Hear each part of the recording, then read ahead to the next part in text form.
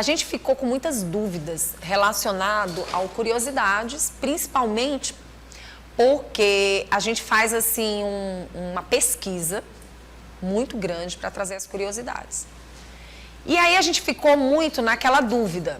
Envelhecimento, como é que acontece o envelhecimento? Porque em algumas curiosidades se falava do envelhecimento já na terceira idade. Outras curiosidades, muitas curiosidades, se falava do envelhecimento após os 30 anos. E a gente falou, nós vamos fazer o seguinte, a gente traz curiosidades, mas a gente traz uma profissional, uma fonoaudióloga, para a gente falar verdadeiramente como é que funciona essa questão do envelhecimento da voz.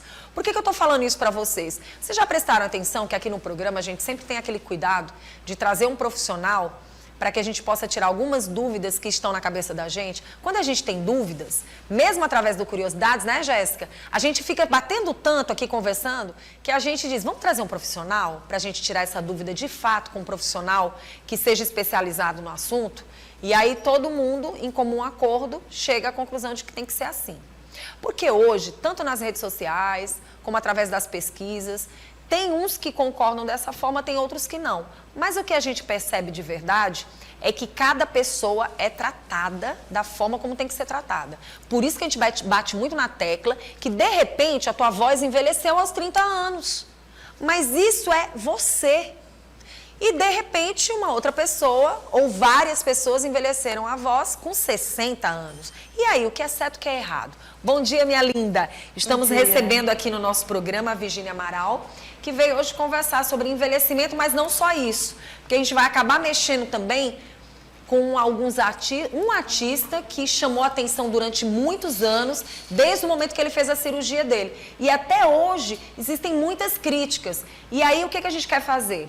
A gente quer falar do envelhecimento da voz, a gente quer realmente tirar essa dúvida da questão da idade e a gente quer entender um pouco melhor por que em alguns clientes, pacientes, não funciona tão bem uma determinada cirurgia, um determinado tratamento, porque às vezes o próprio profissional leva a fama de que não fez um trabalho legal e às vezes não é o profissional, é o próprio paciente-cliente, né?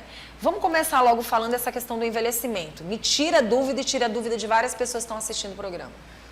Bom, primeiro eu quero dar um bom dia a todos vocês e já parabenizar o programa e você, Vanusa, porque é muito interessante vocês sempre chamarem um profissional para debaterem sobre o assunto. Então, vocês estão de parabéns por ter essa visão, por ter essa sensibilidade de levar a melhor informação ao público de vocês. Ai, que bom. Bom, em relação ao envelhecimento, algumas pessoas, como você colocou ali, né, nos vídeos que vocês encontraram, sobre a questão dos 30 anos. Existem vozes maltratadas, mal trabalhadas e que quando chega nessa faixa etária de 30 anos, por exemplo, elas já estão cansadas, mas não necessariamente envelhecidas.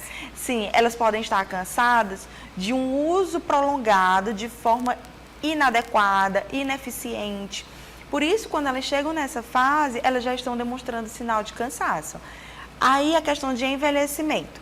A gente vai lá para os 60 anos, geralmente em torno de 65 anos. Porém, as mulheres, elas podem apresentar sinais de envelhecimento, que a gente chama de presbifonia, que é o envelhecimento da voz.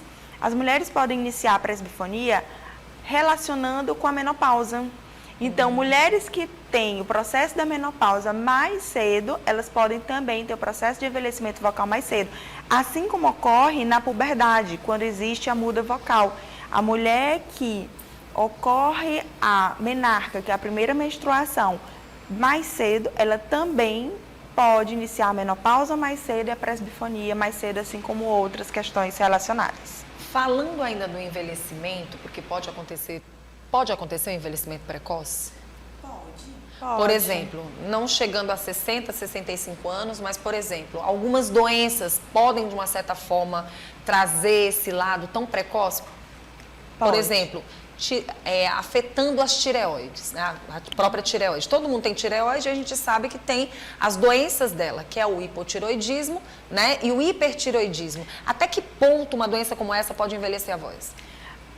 Vanusa, geralmente, uma das coisas que mais podem trazer ou antecipar esse processo de envelhecimento é a falta de treino. Assim como a gente treina para o nosso corpo, para a gente se manter apto a desenvolver as atividades do dia a dia, manter a musculatura própria para poder desenvolver todas as atividades que nós temos, a voz ela também precisa de treino. Então, um dos maiores fatores que fazem com que isso seja ocorrido de forma precocemente é a falta de treino, a falta de uso, tá? E o que ocorre? Essa musculatura da região de laringe, as pregas vocais, elas vão começar a ter uma musculatura um pouco mais arqueada, ou seja, essa prega vocal, ao invés dela fechar direitinho assim, ela vai ficar fechando, cadê a câmera? Ela vai ficar fechando aqui assim, ó, entendeu? Ela vai, em vez dela fechar assim, ela vai fechar assim, ó, mais ou menos, e vai ficar uma fenda, que é esse espaço. Essa voz vai sair soprosa e essa voz vai ter mais dificuldade de sair. Ocorrem alguns tremores nessa voz, essa voz cansa mais rápido e também existe o processo de rouquidão, facilmente. Fez bem você ter falado sobre esse assunto, porque eu sou uma admiradora do Cid Moreira, né? E o Cid, eu tive o prazer de conhecê-lo ainda na TV Clube, e a gente tirou fotos e tudo, e eu fiquei encantada com ele, porque ele veio, eu senti ele na época, isso já está com muitos anos, não tinha nem o Renato ainda, e o Renato já vai fazer 24 anos, e eu me recordo bem, ele já, né, bem já envelhecido, já naquela época, mas com aquela voz maravilhosa. Sim. E meu Deus, eu sempre tive querendo entender mais sobre a questão da voz, e aí você vem com essa informação. Mas hoje, ouvindo o Cid, em algumas gravações feitas por ele, aí eu queria entender melhor o que você acabou de falar. A voz se torna envelhecida porque ela também vai se cansando, né? A gente vê que alguns textos já não são mais os mesmos. Exatamente. Né? Então, assim, nossa, quantos anos tem o Cid Moreira hoje? Acho que o Cid Moreira tem mais de 80 anos. Acredito eu que sim.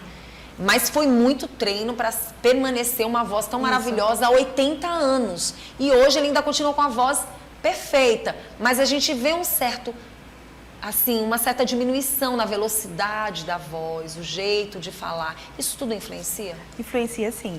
Inclusive, é super interessante isso que você falou. Como ele observa que algumas questões, como potência, resistência, tudo vai diminuindo, ele vai adequando para aquilo que ele vai conseguindo. O que é super interessante e que pode ser feito sim, mas ele também continua realizando esse processo de treino diariamente, porque com certeza a voz dele é maravilhosa. Mas tem uma outra pessoa que fez recentemente um show, foi Lulu Santos, os 70 anos, se eu não me engano. E muitas músicas ele adequou para esse momento. Por quê? Porque ele está pelo processo de envelhecimento da voz e apesar de ele ser cantor, de ele conseguir cuidar e tal... alcança tantas notas. Exatamente. Então, ele já mudou tons e já participou desse processo também. Quando a gente fala de envelhecimento de voz, em que parte o fôlego entra? É super importante, porque tudo, a base é a respiração. Porque a gente vê que esse envelhecimento envolve muito perda de fôlego, né? Sim. Você tem mais dificuldade para respiração e automaticamente essa voz vai junto, né? E para coordenar. Então, às vezes a dificuldade não é só para eu conseguir adequar essa respiração, mas também coordenar essa respiração com a fala, que a gente chama de coordenação pneumofônica. Dentro dessa coordenação, ela é muito importante para a voz falada e para a voz cantada. Então, além do processo de trabalhar a musculatura em si, fazer treinos e exercícios específicos para as musculaturas que estão em processo de alteração por conta do envelhecimento, eu também preciso trabalhar a parte respiratória. Ou eu não tenho um bom êxito nessa eficiência de exercício. Você fala de exercício e aí eu te pergunto, voz envelhece com excesso de uso? Na verdade, porque a gente fala de exercício, mas é diferente de você Não, é diferente. De você gastar a voz, né? O excesso de uso, ele vai fazer um outro processo, que é o de cansar, estressar a musculatura. Por isso que às vezes é importante você ser acompanhado para que eu consiga fazer o exercício adequado e eu tenha mais resistência. Eu demore mais a cansar essa voz, em compensação, ela se restabeleça mais rapidamente. O processo de aperfeiçoamento vocal, ele ocorre pensando nisso. Eu vou trabalhar essa voz para que essa pessoa consiga usar ela mais tempo e demore menos tempo para voltar ela ao padrão normal. Não significa que ela vai deixar de cansar, que ela vai deixar de ser alterada, tá? A gente consegue restabelecer muitas coisas. Vamos falar agora de voz rouca. Durante muito tempo, as pessoas... Ai, fulano tem a voz tão rouquinha, tão linda, tão charmosa. O que é charmoso não é saudável. Não. De se ouvir pode ser bom, mas para a saúde da pessoa, não. Vamos falar sobre essa rouquidão. A rouquidão também pode atrapalhar na questão dessa chegada desse envelhecimento também? Sim, muito. Porque geralmente as pessoas associam a voz... Antigamente tinha muito mais isso, né? De associarem a voz rouca a uma questão bonita, uma estética. Eles não se preocupavam tanto com a qualidade, mas sim com a estética. E achavam até sensual, principalmente as mulheres. Então, a pessoa não queria tratar, porque estava achando legal, estava achando bonito, então não queria tratar.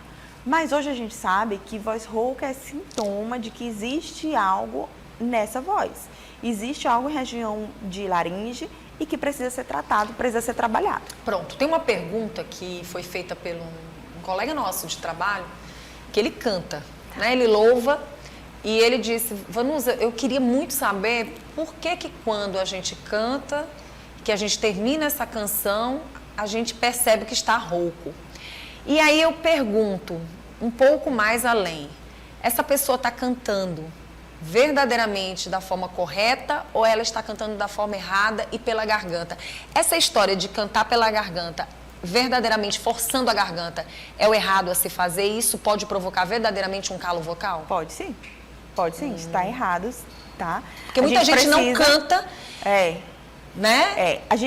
Pessoas que tensionam muito essa região, tá? Então, se eu tenho aqui essa região de garganta, laringe, e eu tensiono, eu boto força, você vai ver as pessoas cantando e você vai observar que o pescoço vai fazer mais força, ele vai fazer uma contração, como se ele apertasse, fizesse assim. As veias faltam saltar. E isso já me dá um dado de que provavelmente essa pessoa não está cantando de uma forma correta. Não está usando verdadeiramente a voz de uma forma certa. Isso. E se essa pessoa que lhe perguntou tá terminando uma música, um show, seja o que for, rouco, tem alguma coisa errada. Ou não está cantando da forma correta, ou não está aquecendo da forma correta, ou não está aquecendo, ou ele está precisando melhorar a resistência e por isso precisa entrar em um programa de tratamento para que consiga melhorar essa resistência vocal e esses padrões que são necessários para que ele consiga ter eficiência para desenvolver a função, a atividade dele. Por isso que tem muita gente que diz assim, não, olha, minha voz envelheceu antes do que eu imaginava. Eu nem envelheci, minha voz já envelheceu. É essa história, né? Às vezes você está tendo um calo vocal porque você não está sabendo usar a sua voz. Quando eu fui na época na fonoaudióloga, ela deixou isso bem claro.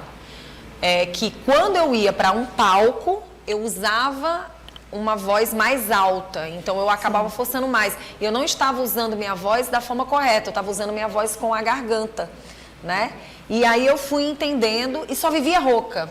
Depois eu percebi que, trabalhando da forma como os exercícios mostravam, que realmente essa rouquidão tinha ido embora.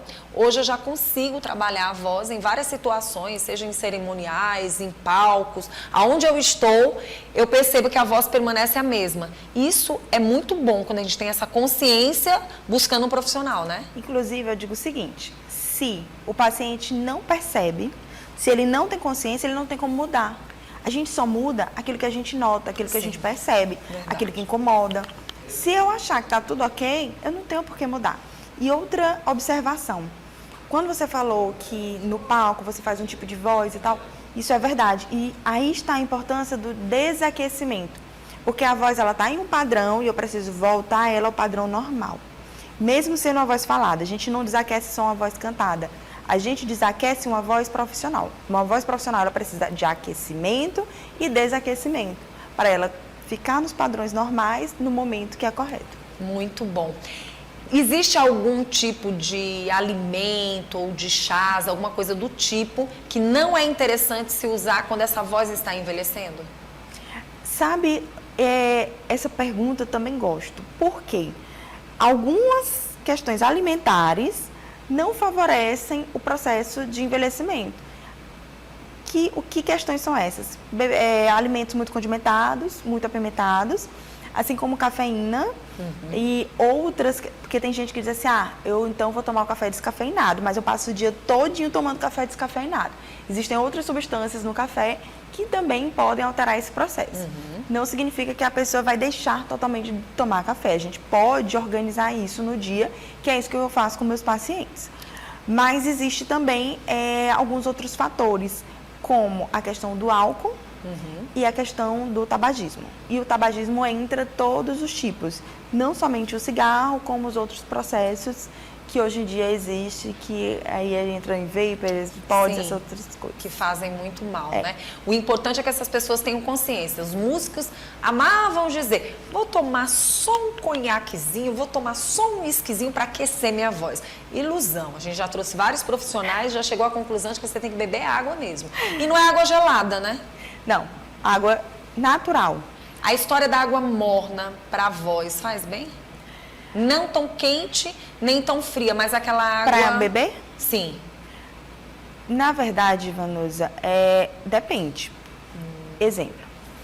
Tem pessoas que vão por esse lado. Eu digo, usa água natural, que tá tudo bem. Já tá ótimo. Que já tá ótimo. Tá bom. Porque passando lá perto da região de laringe, tudo vai ter choque térmico.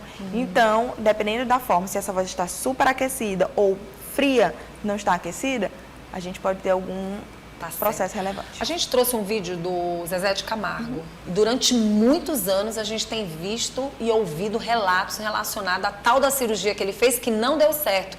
E que as pessoas dizem, ele não canta tão bem como cantava antes. Isso é uma realidade que todo mundo ouve e comenta. E aí a gente vai ver esse vídeo e aí eu quero uma informação sua. Tá bom? Vamos lá então?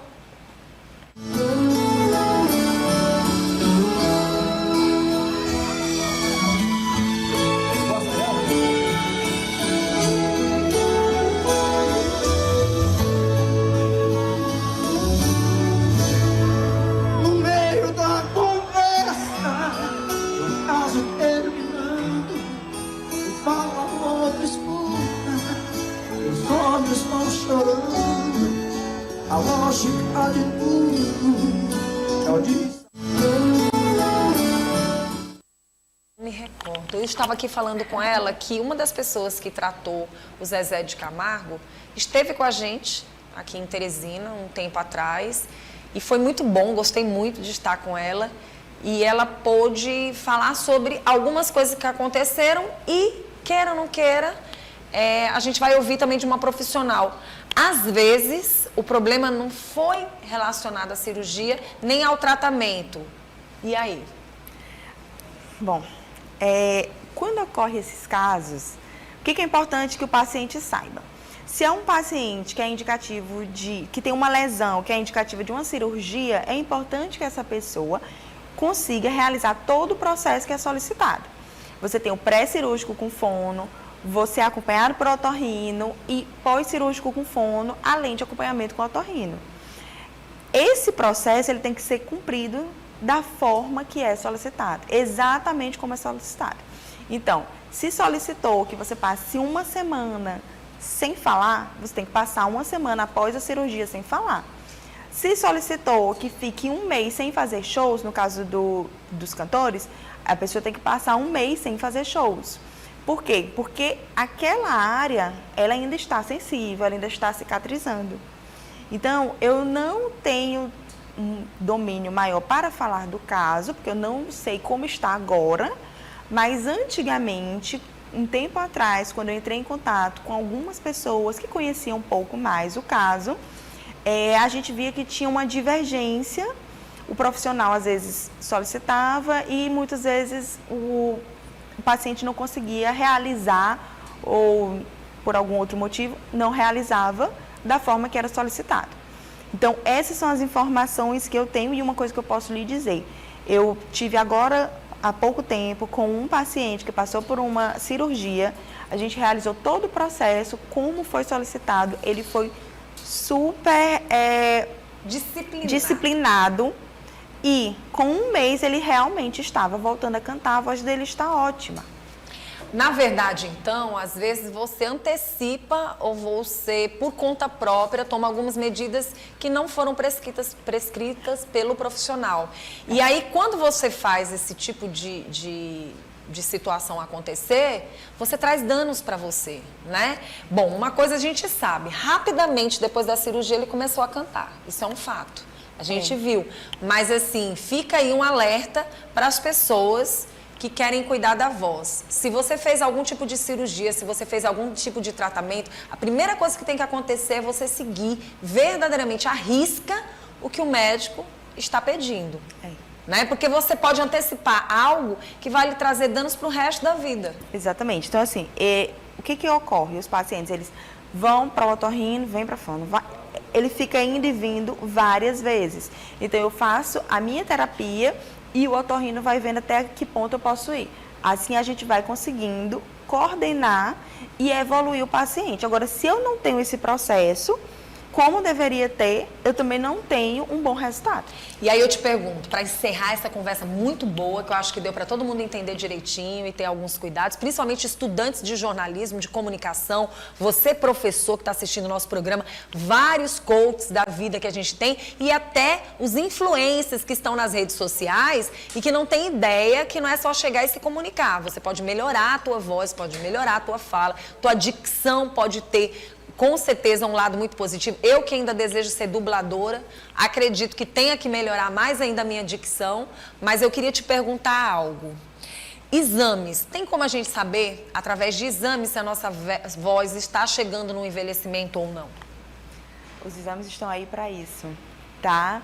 E graças a Deus, temos ótimos profissionais aqui em Teresina, que conseguem nos dar dados suficientes para saber como está a nossa voz, para saber o que precisa, para saber, inclusive, que realizam exames. Se você é uma jornalista, você vai realizar o exame e realizando como se fosse uma entrevista, algo como se fosse a sua voz funcional no seu trabalho, como se fosse uma atividade laboral, para que ele consiga observar o que está acontecendo durante o seu momento de trabalho. Então, a gente tem essa como recorrer. Basta a gente querer ir atrás. Obrigada. Olha, foi tão bom esse bate-papo aqui que a gente teve com a Virgínia Amaral, fonoaudióloga, uma grande profissional que vira e mexe está aqui no nosso Bom Dia, tirando as nossas dúvidas e a sua também. Obrigada. Obrigada a você. Vamos colocar o Instagram dela na telinha. Eu queria que você reforçasse seu Instagram. Certo. Bom, meu Instagram é fonovirginiamaral, @fonovirginiamaral. E só isso. Pode procurar lá, que vai aparecer várias Virgínias Amaral, porque o meu tem o fono e tem o da clínica. Os dois são meus. Muito obrigada, tá, minha princesa? Obrigada a você.